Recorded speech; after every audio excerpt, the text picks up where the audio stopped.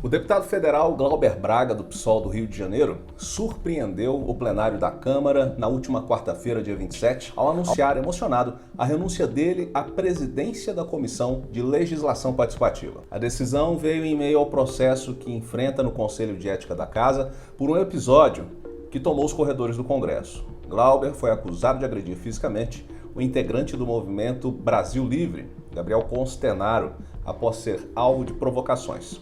Hoje, depois de me emocionar muito com o depoimento da deputada Luísa Erundina, hoje minha mãe faz 76 anos, minha mãe que eu perdi no mês de maio, e eu não consegui me segurar quando ela citou minha mãe no Conselho de Ética. E hoje, mais uma vez, eu fui alvo de dois provocadores já munidos de celular, preparados nos corredores da Câmara dos Deputados. Isso para mim já passou de todos os limites. Eu não vou fingir uma pessoa que eu não sou até que esse processo seja deliberado por esse plenário. Eu não vou fingir uma não reação ou indignação quando esse tipo de atitude é realizada, evidentemente, para me desequilibrar e para fazer com que esse processo venha o mais rapidamente possível para o plenário. Pronto.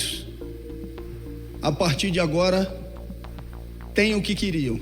Glauber abriu mão de apresentar novas testemunhas de defesa e declarou que não vai recorrer à Comissão de Constituição e Justiça, mesmo que o parecer do Conselho de Ética seja favorável à cassação. O processo tem como relator o deputado Paulo Magalhães, do PSD da Bahia, que já havia rejeitado a inclusão de nomes como Eduardo Moreira, do ICL Notícias, o influencer Felipe Neto e Juliane Lins, ex-esposa de Arthur Lira, como testemunhas.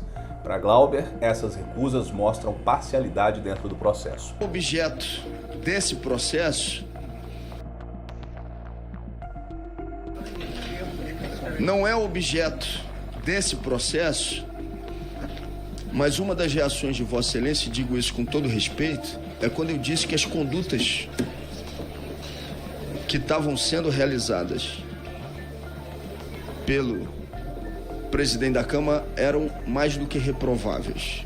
E eu utilizei uma palavra que gerou, inclusive, a censura ou a repreensão por parte do presidente do Conselho quando eu disse a palavra bandido. Ontem, presidente, discursos inflamados foram feitos no plenário da Câmara dos Deputados contra o indiciamento de 2 deputados federais. E o presidente da Câmara, 2 deputados, o deputado Arthur Lira, orientou deputados federais a não prestarem depoimento à Polícia Federal em relação a esses 2 indiciamentos. Ele está correto ou ele está errado nessa recomendação? O judiciário vai avaliar.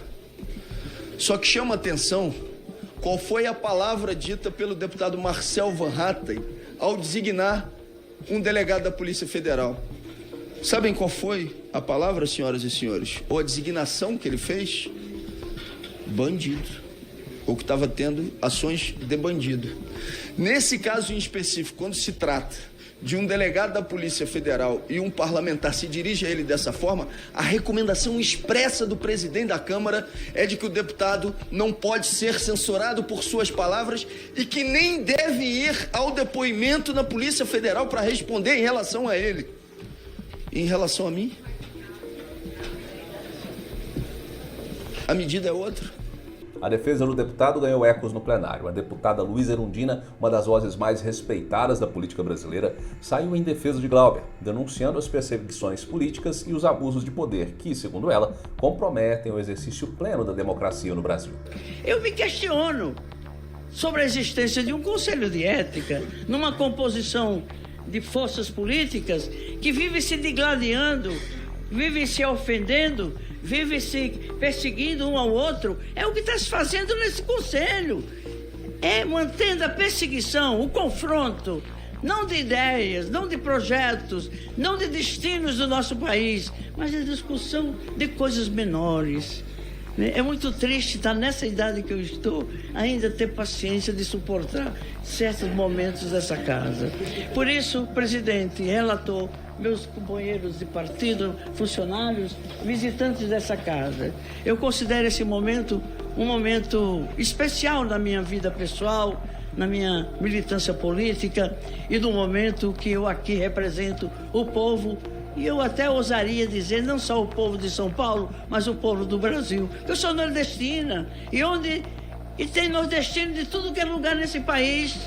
E não é menos em São Paulo, metade do povo da capital é nordestino que nem eu, cabeça chata, pescoço curto, como os meus.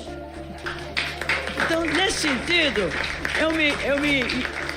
eu me assumo como alguém que até ousa dizer que eu tento representar meu povo nordestino, porque eu não pude ficar lá. A ditadura me expulsou, porque eu defendi o quê? Eu defendi a democratização da terra, que é o bem único, o único que o povo tem para exatamente assegurar sua sobrevivência, sua dignidade e seus direitos humanos. Presidente, se mais anos eu tivesse pela frente, eu estaria a dedicar esses anos à representação e à defesa do voto popular, à defesa do povo brasileiro, à defesa dos mandatos que esse povo conferiu.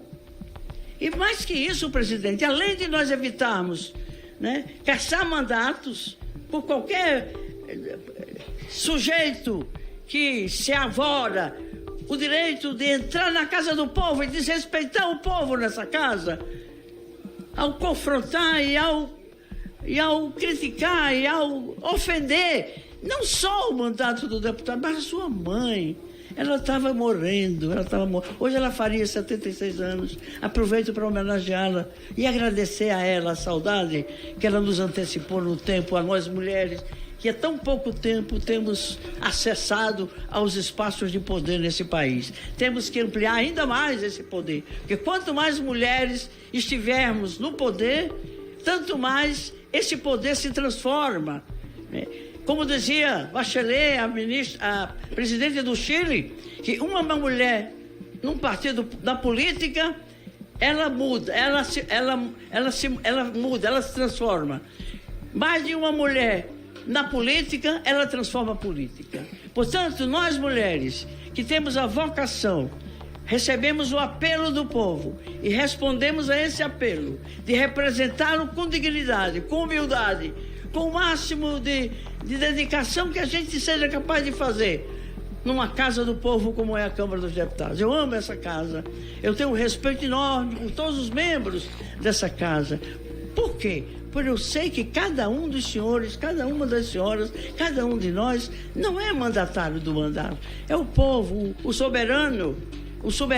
A própria Constituição estabelece mecanismos de democracia direta. O caso de Glauber Braga é mais um capítulo na disputa intensa de narrativas que domina o Congresso Nacional. Enquanto uns veem nele um gesto de resistência, outros enxergam uma transgressão dos limites do decoro parlamentar. A saída de Glauber Braga da presidência da Comissão de Legislação Participativa marca sem dúvida um momento decisivo para a trajetória política dele e também para o embate de forças dentro do Congresso.